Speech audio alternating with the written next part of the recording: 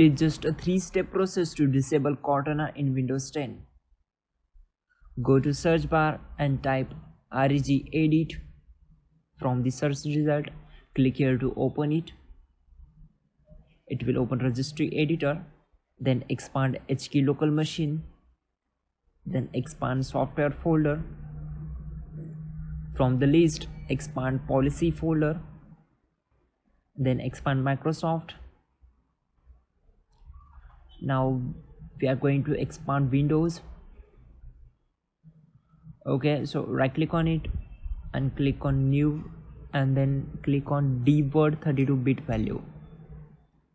So rename it as allow Cortana. Hit enter and right click on it and just click on modify, and this set value data as to 0 and click on OK. Now close this window.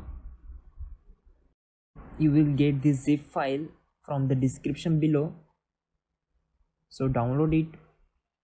Right click on it and click on extract here. Okay, you will get these 2 files, then double click on this one, then click on yes and OK.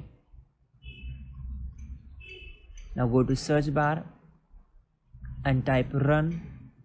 Click here to open it and type gpedit.msc and click on OK.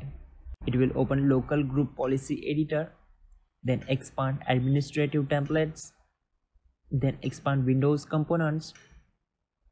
Scroll down and double click on search. Here you will get allow Cortana. Right click on it and click on edit. Wait for some time. Okay, then switch to disabled and click on apply and then OK. That's it guys, your problem is solved, you're good to go.